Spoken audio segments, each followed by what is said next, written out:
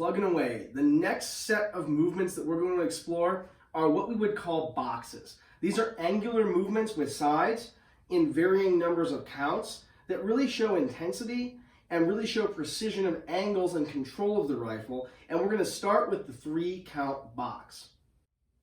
A 3-count box consists of 3 counts. The words that we're going to use are drop, flip, port, and it looks like this.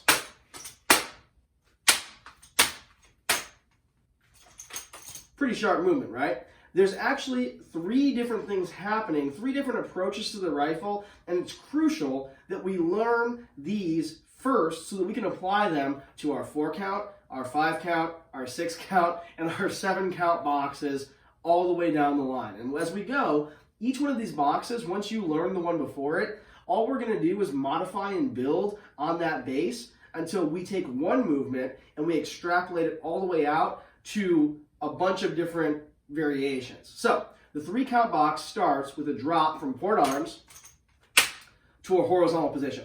Now you'll notice if you try this yourself, all you need to do is release your left hand and let the rifle fall to a position that's flat.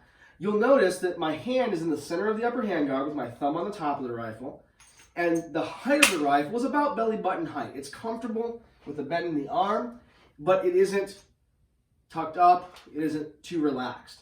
You'll notice that in order to get the snap and pop, we needed to do something other than just allow gravity to pull the rifle barrel down. If we just do that, we wind up with a very loose and very lackadaisical type look. But what we want to do, what we're trying to strive for in every single drill movement that we do, is we're trying to use both hands. So let's talk about what the responsibilities are for each of our hands and our arms individually. On this first count, not only will we be letting gravity take the rifle down, we will also be employing a push with our right hand. What we're going to do is we're going to imagine that palm pushing downward and the elbow popping away from the body. So that when we do this, notice that the space between my elbow and my body has opened and my wrist has locked, thereby pushing the rifle downward. Doing that is going to add to its speed.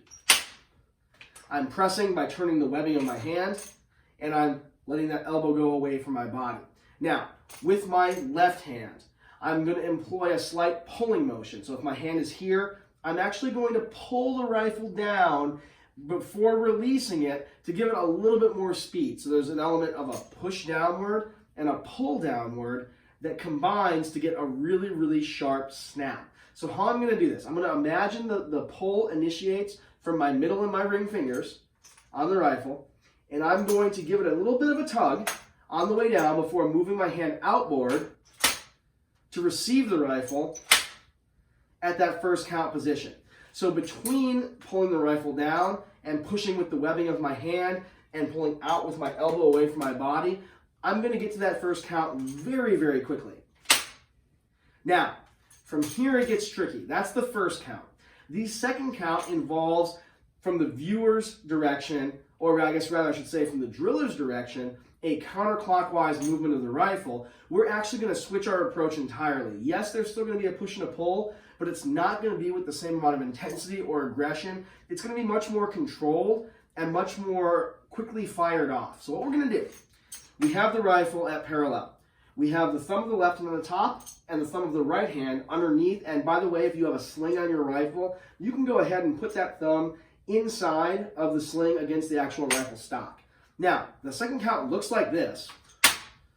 And what we're going to try to do is employ a slight lift with our right hand thumb, and we're going to bring the rifle up and over. So in slow motion, basically what we're doing, if you just hold the rifle in your right hand with the thumb and hold it with a flat palm with just the thumb on top, what we're trying to do is just lift up on the rifle until the weight of the receiver goes over 90 degrees, so it just kind of flops over. So you can try that a couple times, just over, flop.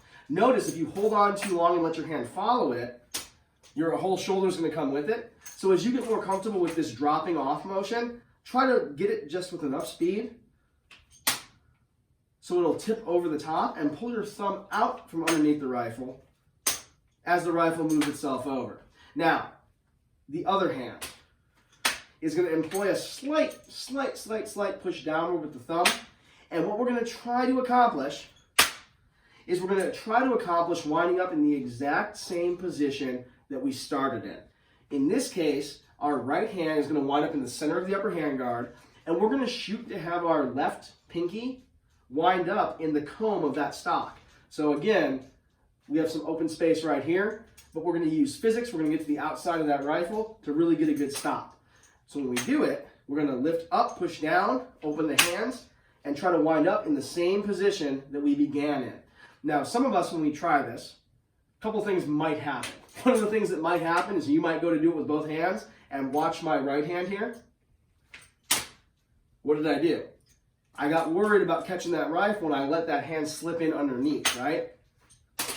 Instead of letting that right hand slip under the rifle, go ahead and keep that palm open to the ground so that you can come down onto the top of the rifle, even if that means missing the hand and letting it swing back up.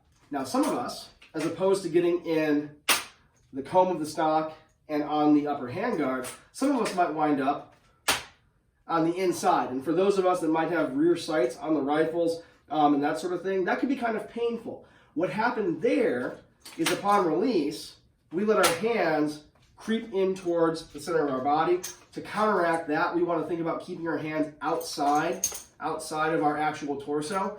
Kind of like a robot, so when we do it, we are able to grasp the rifle in the same spot that it landed in.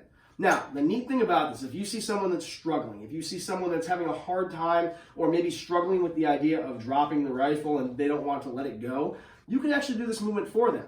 If you walk up, their rifle is aligned here, you can grasp the rifle and turn the rifle for them as they kind of mimic those hand motions to get comfortable visually and with the feel of it. And then as they go, as you kind of help them flip that rifle over, help them flip it over, you can kind of release your hand and they begin to take over some of the responsibility of flipping the rifle all the way from point A to point B. So count 2 looks like such. From here, we're going to change approaches again because we want to wind up back at a position of vertical port arms. And if we flick the rifle with that little bit of oomph behind it, what's wrong with this angle? Wound up at a 45 and not straight up and down. So instead of thinking about flicking the rifle, I want to break it down like this. Try this. So we have count 1. Go ahead and do count 1. We have count 2. Go ahead and do count 2. Now, when we go to the third count, we're going to break it down into 2 separate motions. The first motion is to raise the rifle vertical such that my hand is above my head and my bottom arm is just below parallel. Just below parallel. So we lift. Lift. Try it a couple times. Lift. Once we're comfortable lifting into that motion, not too low, not too high, just right, what we want to do is add in a lift and very quickly, watch my hands, we're going to change our hands back to the position of port. Watch one more time.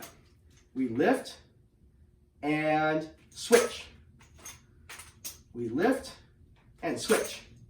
Our bottom hand comes up to the top. Our top hand goes to the small of the stock. And once we're comfortable with that, once we're comfortable lifting and switching, drawing that line with that thumb from down here to above our head, about a 45-degree angle, we are going to do those 2 motions together. So as we lift, we are also going to switch. Ideally, a lifting motion as opposed to a flicking motion. A lift is going to give us just enough speed that we land completely vertical. We have time for our hands to go out and in on the rifle and really crush in on it.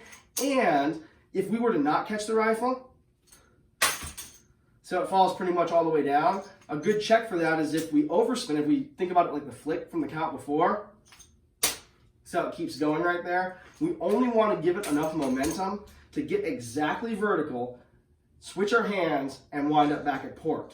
So the 3 count box all together looks like this. Drop, flip, port. Drop, flip, port.